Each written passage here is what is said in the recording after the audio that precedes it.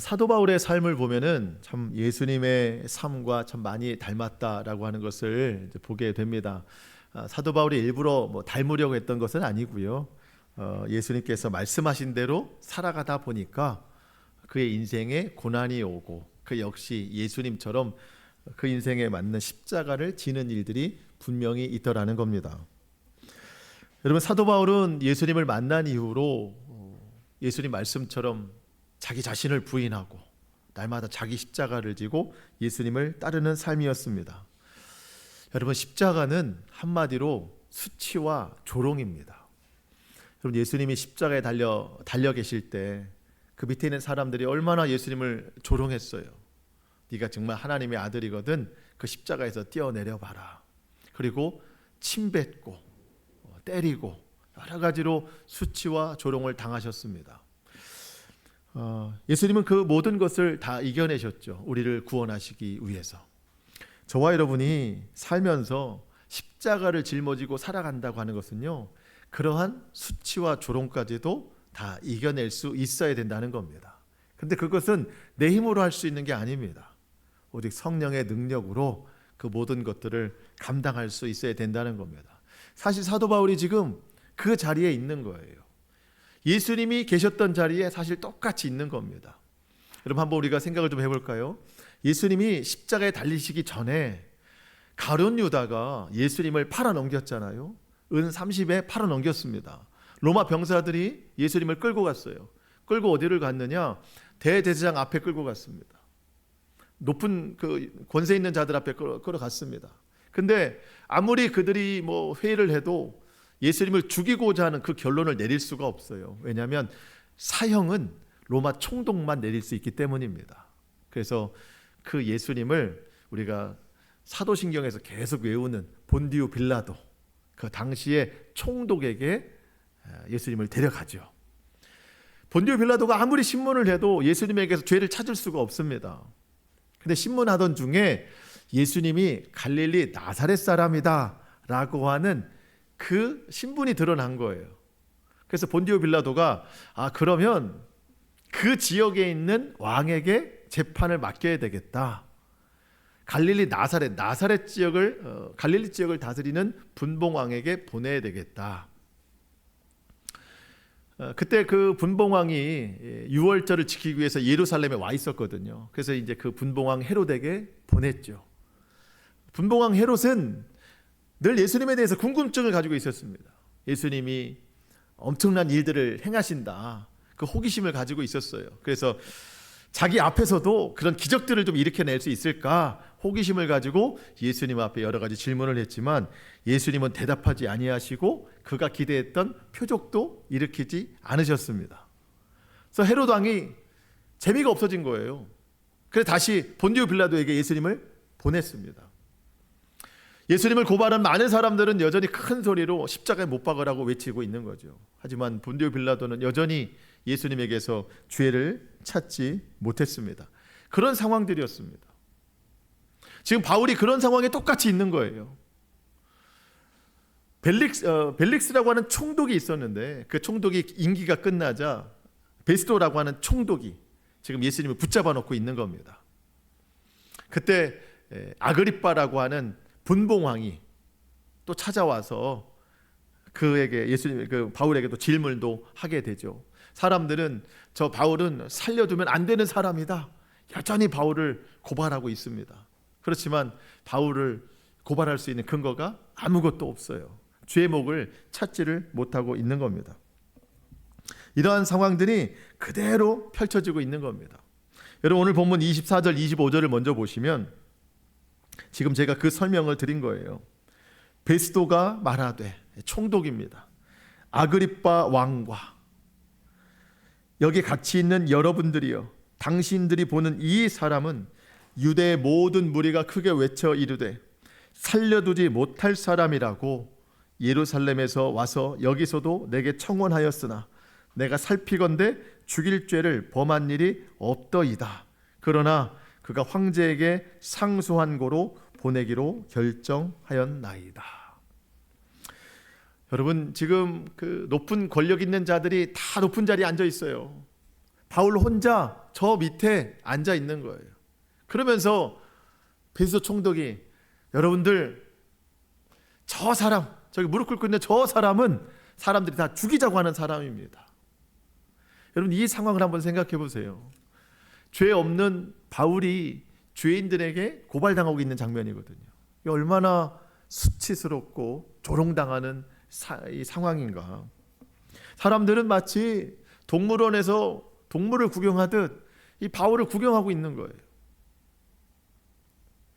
이런 수치스러운 상황이 또 있을까 싶습니다. 그렇지만 사도 바울은 그 순간도 하나님이 함께 하심을 믿고 복음으로 그 자리를 견뎌내고 있는 겁니다. 복음과 함께 고난받는 것을 기쁨으로 여기는 사람이었어요.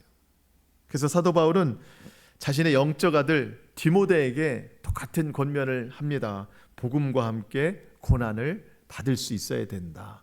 디모데후서 1장 7절 8절인데요. 하나님이 우리에게 주신 것은 두려워하는 마음이 아니요 오직 능력과 사랑과 절제하는 마음이니. 오늘 저와 여러분에게 주시는 마음은 두려움이 아닙니다. 오직 능력과 사랑과 절제하는 마음입니다. 이 마음을 가지고 무엇을 해야 되는가? 그 다음 절입니다. 그러므로 너는 내가 우리 주를 증언함과 또는 주를 위하여 갇힌 자 된 나를 부끄러워하지 말고 오직 하나님의 능력을 따라 복음과 함께 고난을 받으라. 주님이 주시는 능력 그리고 그 사랑, 그 절제의 능력을 가지고 우리는 복음과 함께 고난을 받을 수 있어야 된다는 겁니다. 사도 바울이 지금 처해 있는 그 상황은요, 인간적으로 보면 도저히 참을 수 없는 상황이에요. 그렇지만 바울은 사람의 생각으로 그 상황을 머물러 있는 것이 아니라 성령님께서 주시는 믿음으로 이겨낼 수 있다는 겁니다. 여러분 제가 그 비행기를 처음 타고 아주 귀하게 깨달은 것이 있습니다. 그게 뭐냐면 비행기는 구름 위를 날아다니더라고요. 우리가 보는 구름이 하늘이 아니라 그 위에 또 하늘이 있더라고요. 비가 오잖아요. 먹구름이 있어서 비가 오는데 그 위에는 비가 없어요. 또 다른 하늘이 있습니다. 비행기는 그 위를 지나다니더라고요. 깨달은 것은 그거였습니다. 여러분, 우리 인생이 먹구름이 내리는 비 아래 인생이 아니라 그 위에 있는 인생이 되자는 거죠. 네. 그 위에서 세상을 바라볼 수 있는 인생이 되자는 거예요. 여러분 지금 사도 바울이 처해 있는 상황은 먹구름 안에서 비를 맞는 상황이거든요. 근데 사도 바울의 영적인 믿음은 그 위에 있는 거예요. 그걸 뛰어넘는 이 고난과 함께 내가 기쁨으로 이 복음과 함께 고난을 받는 것이다. 내가 이 모든 상황을 이겨냈을 때 내가 로마에 가서 복음을 전하게 된다. 하나님 나라에 대한 소망이 있으니 이 수치와 조롱점은 내가 충분히 견뎌낼 수 있다. 하늘 위에 하늘, 거기서 상황들을 바라보는 관점이라는 거예요. 저와 여러분에게 그러한 믿음이 있기를 축복합니다. 더 이상 눈에 보이는 하늘이 아니라 그 위의 하늘 가운데 우리 모든 인생을 좀 바라보는 그런 삶이 되자는 거죠. 오늘 내용은 사실 그 내용입니다. 오늘 본문의 말씀을 좀 살펴보도록 하겠습니다. 제가 설교를 준비할 때 이제 제가 어쨌든 뭐 늘 잘 준비해야 되는 마음은 있죠. 그래서 제가 잘 설명을 해드리면 여러분들이 좀 이해가 잘 되겠다 하는 부분도 좀 있지만 가끔은 제가 여러분의 도움이 필요할 때가 있어요. 왜냐하면 제가 아무리 잘 설명해도 잘 설명이 안 될 때가 있거든요. 여러분들이 좀 저를 도와주시기 바랍니다. 그래서 제가 설명드릴 때 머릿속으로 잘 이해하시면서 따라오시면 오늘 더 큰 은혜가 있을 거라고 생각이 듭니다. 자, 설명을 좀 드리겠습니다.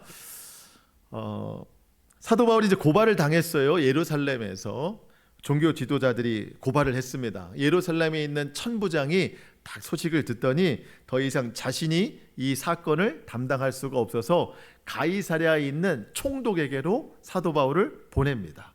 그때 420명과 함께 보냈다는 이야기 우리가 몇 주 전에 나눴었습니다. 그때 당시 총독이 벨릭스였습니다. 이 벨릭스가 가만히 들어보니까 바울에게는 큰 죄가 없어요. 근데 바울에게 뭔가를 듣고자 했더니 바울이 늘 와서 의와 절제와 심판에 관한 이야기를 하니까 더 이상 듣고 싶지가 않았어요. 그저 벨릭스는 돈만 받았으면 좋겠는데 바울은 돈은 안 주고 심판에 관한 이야기만 계속했어요.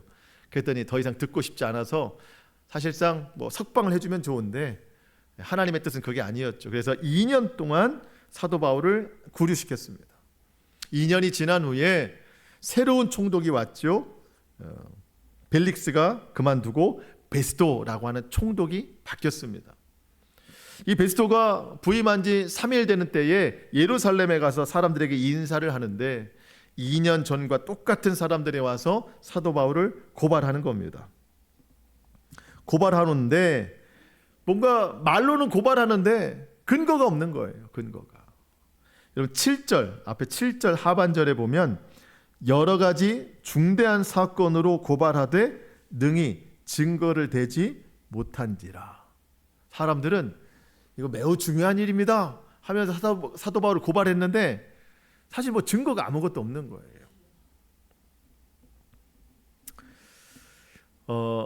여러분 그 로마에서 보낸 총독이 있는데 이 총독이 백성들을 다스릴 때 가장 중요한 원칙은 여론이에요.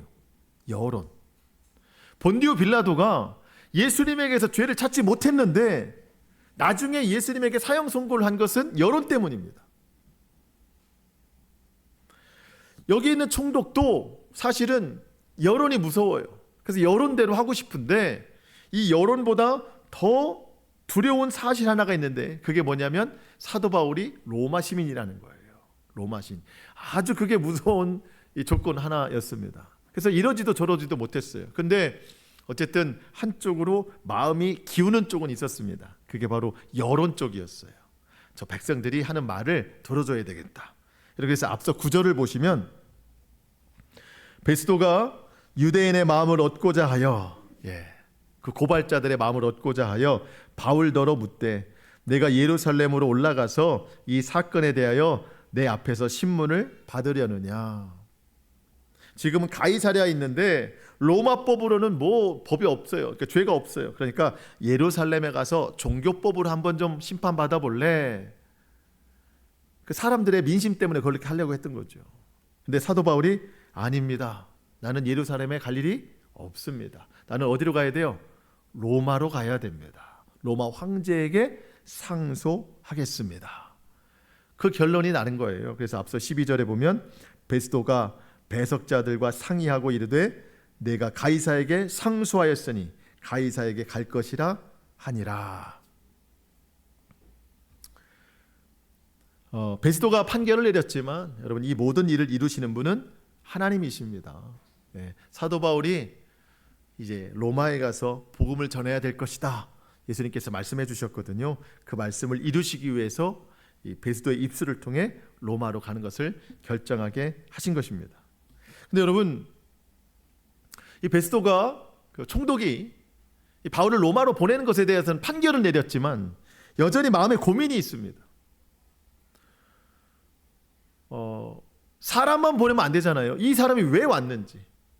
로마 총독에 간다고 해도 로마 황제에게 간다고 해도 로마 황제가 일일이 다 재판하진 않아요. 뭐 어떻게 다 재판하겠어요. 그러니까 로마 황제가 마련해준 재판장에 가는 건데 그러면 이 사람이 가이사랴에서 왜 왔는지 그 이유를 얘기해야 될 거 아니에요. 그러니까 편지를 써서 상소문을 같이 보내야 되는데 쓸 내용이 없는 거예요. 바울에게는 죄가 없거든요. 근데 바울이 간다고 하니까 보내기는 하는데 이 사람이 거기에 와야 될 이유가 도대체 없는 거예요. 그래서 마음이 무겁던 차에 이런 고민, 마음의 무거운 고민을 해결해 줄 반가운 손님들이 도착한 게 오늘 13절인 거예요. 자, 누가 왔을까요? 13절 함께 보겠습니다. 수일 후에 아그리빠 왕과 버니게가 베스도에게 문안하러 가이사랴에 와서 아그리빠 왕이 왔습니다. 아그리빠 왕은요, 여러분 그 예수님이 태어나셨을 때 예루살렘을 그 이스라엘 다스리던 왕이 헤롯 대왕이거든요. 헤롯 대왕 들어보셨죠? 헤롯 대왕이 온 나라를 다 통치했는데 그 뒤에는 한 사람이 통치하지 않고 지역을 분할해서 다스리겠습니다. 그 아들들이 분할해서 다스리는 걸 분봉왕이라고 해요. 분봉왕. 그 아들 때부터 분봉왕들이 다스리는데 지금 그 베스도 총독을 찾아온 이 사람들, 아그리빠 왕도 분봉왕입니다. 헤롯 대왕의 증손자예요. 증손자. 같이 온 버니게, 이거는 아그리빠의 누나예요. 친누나이면서 부인이에요. 관계가 애매합니다. 누나인데 부인이에요. 하지 말아야 될 행동들을 하고 사는 거예요. 또 복잡한 집안입니다. 그리고 이 베스도의 전임이 벨릭스라고 하는 총독이었거든요. 벨릭스. 그 부인이 유대 여자 두루실라였습니다. 이 두루실라가 누구냐? 이 아그리빠의 여동생이에요. 여기까지만 설명을 드리겠습니다. 이제 이게 관계가 복잡해져요. 그러니까 총독 집안하고 분봉왕 집안하고 서로 계속 결혼하고 뭐 이렇게 선한 것이 없는 집안들입니다. 이런 일들이 지금 일어나고 있는 거예요. 관계가 복잡해요. 그러면 왜 성경은 이렇게 복잡하게 총독이 있고 왕이 있나? 둘 중 하나만 다스리면 안 되는가? 그렇지는 않아요. 이 설명을 잠깐 드리겠습니다. 총독은 본디오 빌라도, 벨릭스, 베스도, 이 사람들은요 로마 황제가 임명하는 거예요. 그래서 로마법으로 이스라엘을 다스리는 겁니다. 이스라엘뿐만 아니라 그 당시에는요 로마가 많은 나라들을 다 섭렵했잖아요. 그 속국들을 로마에서 보낸 통치자가 로마법으로 다스리는 거예요. 그러면 왕은 뭐냐? 왕은 그 지역에서 태어난 사람들 중에 그 지역의 문화에 맞게 다스릴 수 있는 사람을 선택하는 건데, 왕의 권한은 뭐냐? 성전에 대한 통제권이 있어요. 그리고 대제사장을 임명할 수 있는 권세가 있습니다.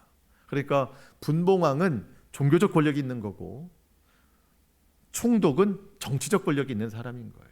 이렇게 나누어 놨습니다. 어쨌든 이스라엘에서 가장 두 높은 권력자들이 지금 만난 겁니다. 만났어요. 베스도가 아그리빠 왕에게 마음의 고백을 털어놓습니다. 내가 사도 바울을 로마에 보내야 되는데 뭐라고 써서 보낼 말이 없다. 그러니 당신이 좀 도와달라. 그렇습니까? 도와드리겠습니다. 사실 그런 거거든요. 그러면 지금까지 어떤 내용들이 있었는지 한번 자초지종을 말해 주십시오. 그런 말은 안 했지만 베스도가 그 자초지종을 설명하는 것이 오늘 본문의 전부예요. 지금까지 있었던 일을 이야기하는 것. 그러한 상황 가운데 오늘 본문을 좀 보도록 하겠습니다. 14절로 16절입니다. 자, 여러 날을 있더니 베스도가 총독이죠. 바울의 일로 왕에게 고하여 아그리빠에게 말을 하는데 이르되, 벨릭스 나의 전임자가 한 사람을 구류하여 두었는데 내가 예루살렘에 있을 때 유대인의 대제사장들과 장로들이 그를 고소하여 정죄하기를 청하매, 내가 대답하되 무릇 피고가 원고들 앞에서 고소 사건에 대하여 변명할 기회가 있기 전에 내주는 것은 로마 사람의 법이 아니라 하였더라. 이제 그동안에 있었던 일들을 이제 이야기를 하는데, 베스도가 부임한 지 3일 만에 예루살렘에 갔는데 종교 지도자들이 사도 바울에 대해서 고발을 하더라는 겁니다. 고발하는데 고발만 하는 것이 아니라 정죄까지 하더라는 겁니다.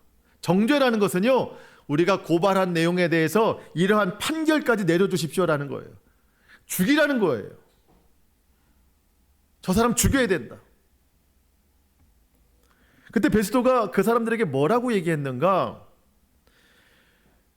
피고가 원고들 앞에서 고소 사건에 대해 변명할 기회를 잊기 전까지는 그 사람을 내어주는 것은 로마법이 아니다. 그러니까 고발 당한 사람이 와서 자기의 입장을 이야기하기 전까지는 그 어떤 결론도 내릴 수가 없다. 그게 로마 법이다. 이런 거예요. 여러분, 근데 이것은 로마법만이 아니라 보통의 법이기도 하고 그리스도인들은 더더욱 지켜야 될 법이라는 거예요. 여러분, 앞서 21장 29절 하반절에도 어떤 단어가 있었냐면 생각하밀러라. 그러니까 사람들이 바울을 막 고소하고 싶은데, 고발하고 싶은데 근거가 없으니까 자기들이 바울은 이랬을 거야 라고 하는 추측만을 가지고 바울을 고발했던 거예요. 여러분, 확인도 안 된 사실을 가지고 내 짐작으로, 내 생각만으로 남을 비방하고 험담하고 정죄하는 것은요, 아주 악한 행동입니다. 혹 그봐 그럴 줄 알았어 라고 하면서 좋지 않은 부분이 확인이 됐더라도 여러분, 우리는 웬만하면 사랑과 용납으로 권면할 수 있어야 돼요. 그런데 확인도 안 된 일에 대해서 마음에 살인이 일어난다면, 결론도 안 일어났는데, 그러면 내가 얼마나 악한 마음을 품고 있는가를 우리는 분별할 수 있어야 됩니다. 여러분, 우리 그런 적 많잖아요. 뭐 근거도 없는데 아마 그 사람 그랬을 거야, 내가 그 사람 아는데 그랬을 거야, 결론이 아직 안 났는데. 여러분, 그런 식으로 추측과 짐작으로 고발당하면 제일 많이 고발당할 사람은 나 자신이죠. 나 자신입니다. 그래서 우리는요, 그걸 굉장히 조심해야 된다는 거예요. 잠언의 말씀을 한번 볼까요? 잠언 18장 13절입니다. 시작. 사연을 듣기 전에 대답하는 자는 미련하여 욕을 당하느니라. 아멘. 사연을 듣기 전에, 누군가 와서 그 사정을 이야기하기 전에 나가 막 험담하고 막 다 말해버리면 그 사람 미련한 사람이에요. 나중엔 욕을 당합니다. 17절입니다. 시작. 송사에서는 먼저 온 사람의 말이 바른 것 같으나 그의 상대자가 와서 밝히느니라. 아멘. 여러분, 그럴 때 있죠. 누가 와가지고 내 얘기 좀 들어봐. 글쎄 뒷집 누구누구 나한테 와가지고 막 이러이러한데 정말 나쁜 사람이야. 그럼 우리는 정말 그러네. 다음날 그 뒷집 분이 와가지고 내 말 좀 들어봐. 앞집 그분 이러이러했는데 막 이렇더라. 들어보니 그 사람 말도 맞아요. 그러면서 어떤 감정이 들어요? 내가 어제 왔던 사람의 말에 동의한 게 미안해지기 시작하는 거죠. 여러분, 앞집 뒷집 다 들어봐야 돼요. 그래야 분별할 수 있어요. 더 중요한 건 뭐예요? 한 사람만 말 가지고는 답을 얻을 수 없다는 겁니다. 내 생각만 가지고는요, 남을 비판할 수 없다는 얘기예요. 우리 정말 그걸 조심해야 된다는 겁니다. 그래서 예수님이 이런 말씀하셨잖아요. 마태복음 7장 1절 2절 시작. 비판을 받지 아니하려거든 비판하지 말라. 너희가 비판하는 그 비판으로 너희가 비판을 받을 것이요 너희가 헤아리는 그 헤아림으로 너희가 헤아림을 받을 것이니라. 아멘. 여러분, 그냥 무조건 비판하지 말고 헤아리세요. 이유가 있겠지. 그 사람 얘기 들어보기 전에는 우리가 함부로 말하지 말자. 이유가 있겠지. 헤아리는 거예요. 여러분, 헤아리는 사람은요, 다른 사람들 앞에도 헤아림을 받습니다. 근데 무조건 비판하는 사람은요, 그 사람도 비판받아요. 여러분, 이거는 성경의 이야기예요. 성경이 우리에게 가르쳐주는 말씀입니다. 우리 눈에 먼저 들보를 빼내야 돼요. 남의 눈에 자꾸 티끌을 보지 말고.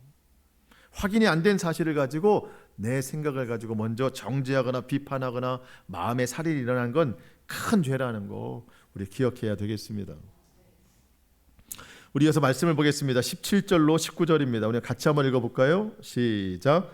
그러므로 그들이 나와 함께 여기 오매 내가 지체하지 아니하고 이튿날 재판자리에 앉아 명하여 그 사람을 데려왔으나 원고들이 서서 내가 짐작하던 것 같은 악행의 혐의는 하나도 제시하지 아니하고 오직 자기들의 종교와 또는 예수라는 이가 죽은 것을 살아있다고 바울이 주장하는 그 일에 관한 문제로 고발하는 것뿐이라. 아멘.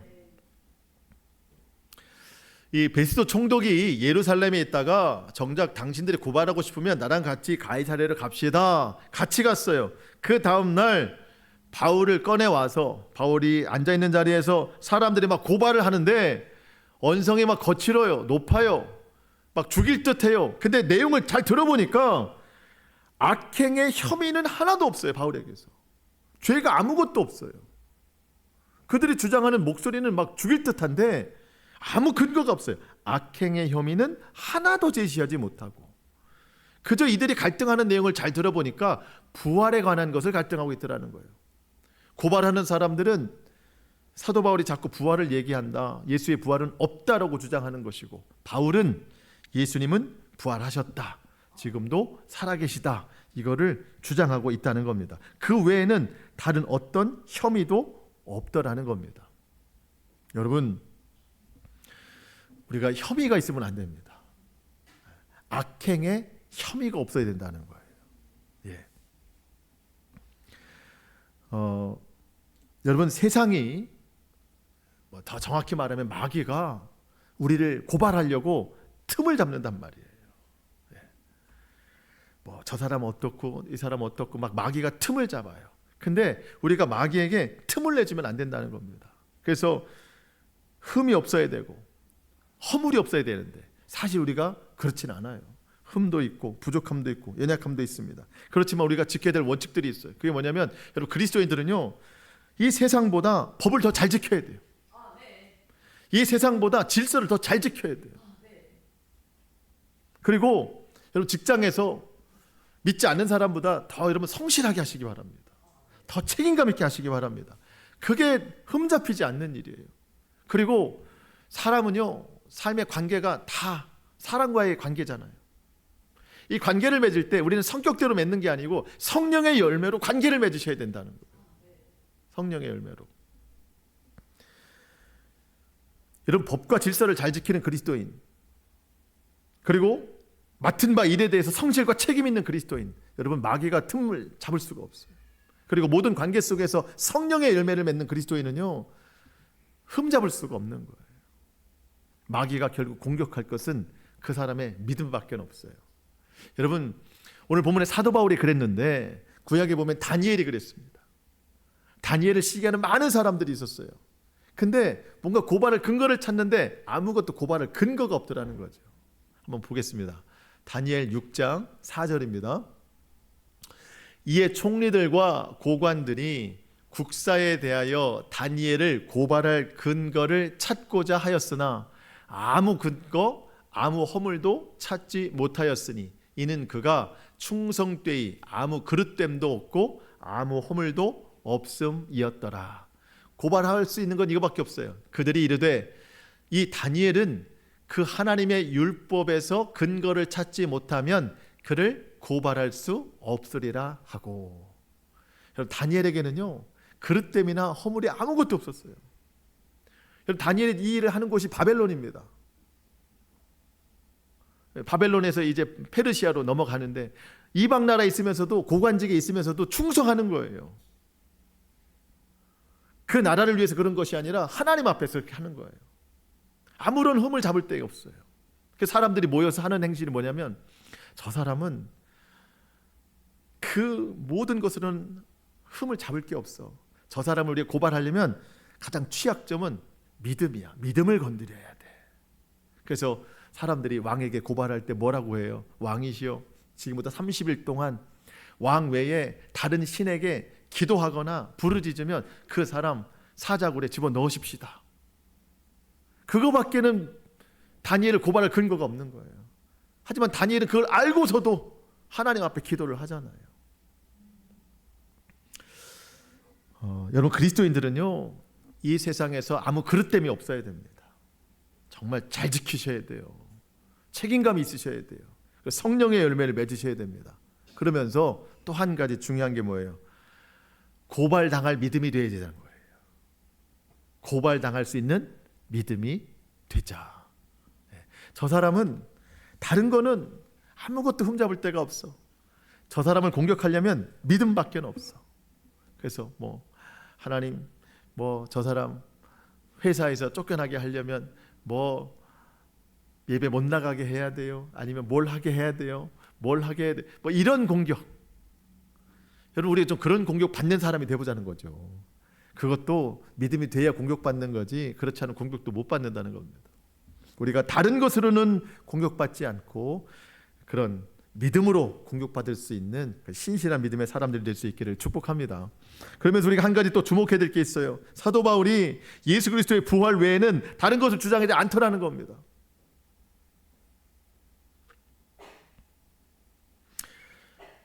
바울을 고발한 사람들이 그걸 주장하는 거예요. 예수는 부활하지 않았다.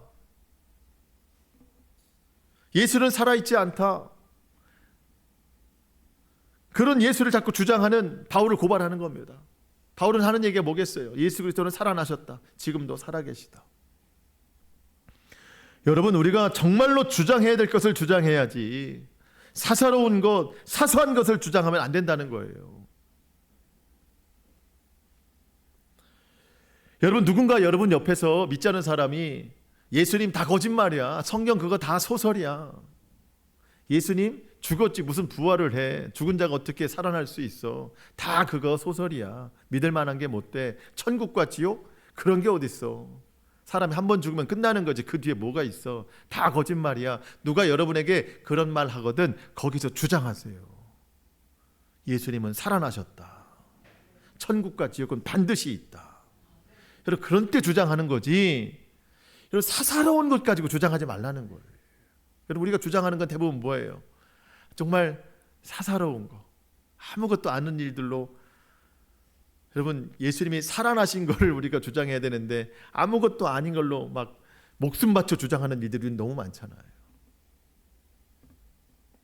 교회에서든지 가정에서든지 지금 내가 주장하고 있는 게 이렇게 막 목숨 바쳐 주장할 일인가 한번 생각해 보세요. 우리의 주장은 대부분 그렇게까지 안 해도 될 일입니다. 그래서 우리는 주장하기 전에 꼭 생각해 봐야 돼요. 지금 내가 하고 있는 이 주장이 정말 주장할 일인가? 내가 이거 주장 안 하면 큰일 날 일인가? 근데 여러분, 큰일 나지 않아요. 오히려 주장보다 격려가 필요한 상황이 더 많을 거예요. 그 사람 뭐 고집꺾어야 돼, 내가 더 주장해야 돼. 근데 나중에 다 싸우다 보면은요 아무것도 아닌 일이었어요. 그것 때문에 분열과 분쟁이 얼마나 많이 일어나요. 다툼도 일어나고. 우리는 주장에 익숙한 사람들입니다. 그러니까 서로 주장하다 보니까 가정에서도 분열되고 교회에서도 분열되는 거예요. 공동체가 분열되는 겁니다. 여러분, 그래서 우리의 익숙함을 바꿔야 됩니다. 주장이 익숙한 사람이 아니라 격려가 익숙한 사람, 사랑이 익숙한 사람. 여러분, 우리의 목적은 화평입니다. 화평. 화평케 하는 자가 복이 있나니 하나님의 아들이다 일컬음을 받는 거예요. 저와 여러분 하나님의 자녀잖아요. 그럼 뭘 힘써야 돼요? 화평을 힘써야 돼요. 화평하기 위해서는 온유의 언어를 써야 됩니다. 거긴 주장이 없어요. 그러면서 예수의 부활에 대해서 부인하는 자가 있다면 거기선 주장하시라는 거예요. 자, 베스도 총독은 이렇게 유대인들 간에 서로 부활에 관해서 주장하는데 자기는 이제 로마 사람이니까 잘 모르잖아요. 그러니까 아그리빠 왕에게 당신은 종교법에 대해서 잘 아니까 당신이 좀 도와주십시오 라고 부탁을 하는 거예요. 그랬더니 22절에 보니까 아그리빠 왕이 그럼 나도 바울의 이야기를 좀 들어보겠습니다 그런 거예요.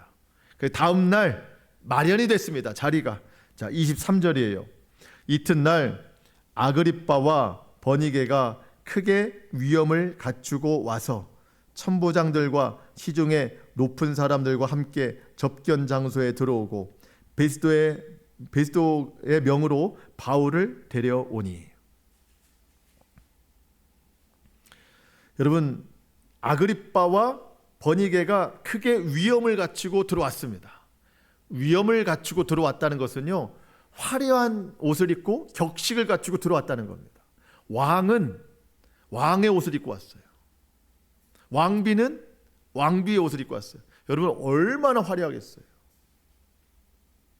그리고 총독은 총독에 맞는 엄청난 옷을 입고 왔어요. 그리고 천부장들도 왔대요. 여러분, 총독이 다스리는 천부장은 보통 5개 부대가 있대요. 그러니까 5,000명의 군사가 있는 거고 5명의 천부장이 있는 거예요. 천부장은 또 얼마나 자기들 격식에 맞는 옷을 입고 왔겠어요. 그리고 시중에 높은 사람들, 그 가이사랴의 권세자들, 유력한 자들도 초청이 돼서 왔습니다.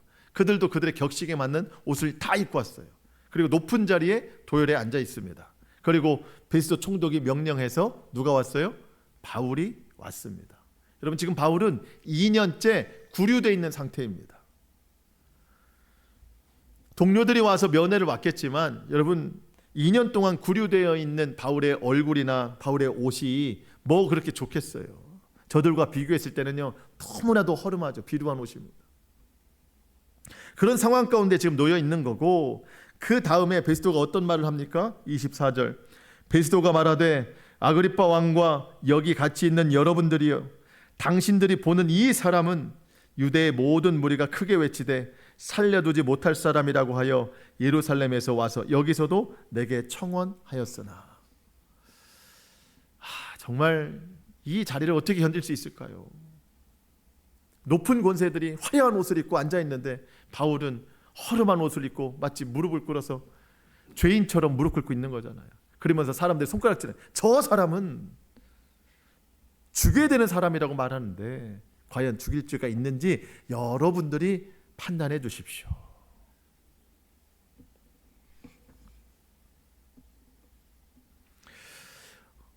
여러분, 그 사람들이 위엄을 갖추고 화려한 옷을 입고 나왔거든요.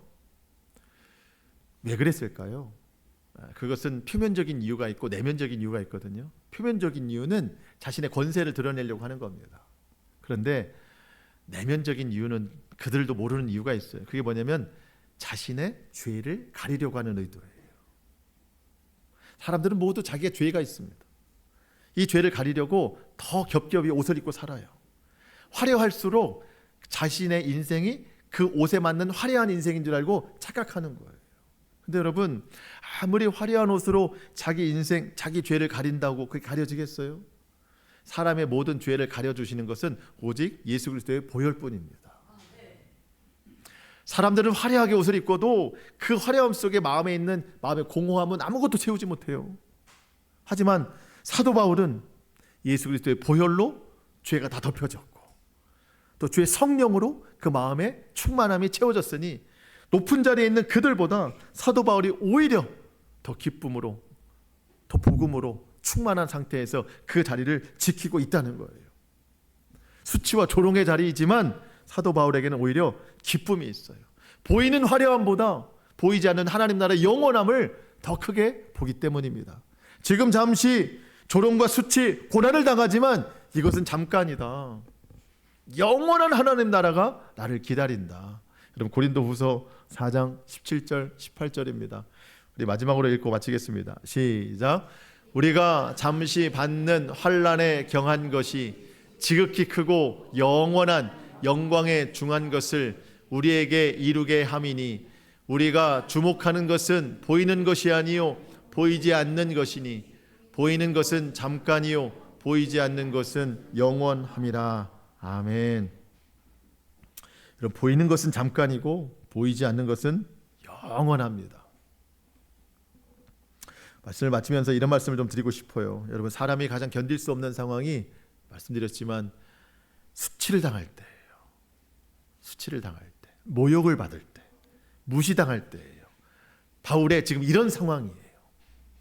근데 보통 그런 상황이 닥쳤을 때 우리는 거친 말을 합니다.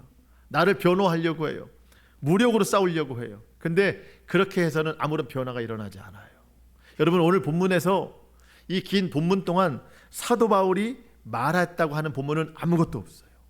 사도 바울은 오히려 이런 상황 가운데 침묵합니다. 바울은 누구랑 이야기하고 있을까요? 예수님과 이야기를 하는 거죠. 그 내면에 있는 예수 그리스도와 기도로 대화하는 것이죠. 그러면서 이 수치와 모욕의 순간에도 하나님이 지금 나와 함께하고 계시다. 하나님이 이 순간을 통하여 나로 로마에 가게 하신다. 사명과 소명을 이루게 하시고 있는 순간이다. 오히려 기쁨의 순간을 맞이하고 있는 거예요. 여러분, 우리가 살면서 고난이 있을 때, 수치와 조롱이 있을 때, 그런 순간을 맞이할 때 여러분, 그 상황 가운데 우리 마음에 어떤 대항하는 그런 마음이 아니라 그 순간에도 하나님이 나와 함께 하시고 이 모든 일을 통하여 하나님이 더 놀라운 일을 역사하신다. 그 믿음을 가지고 그 상황들을 이겨내실 수 있기를 주님의 이름으로 축복합니다. 예, 그 모든 것들을 다 이겨낼 수 있는 능력을 우리 하나님께서 저와 여러분에게 주실 줄로 믿습니다. 여러분, 십자가는 수치와 조롱이에요. 우리가 날마다 내 십자가를 지고 주님을 따라가는데 그런 상황들이 많이 있거든요. 결국 그 십자가는 구원이고 우리에게 승리를 주실 줄로 믿습니다. 날마다 성령이 주시는 지혜와 은혜로 또 평안으로 또 감사로 이 모든 일들을 능히 이겨나가는 저와 여러분의 모든 삶이 될 수 있기를 주님의 이름으로 축복합니다. 아멘. 우리 기도하겠습니다.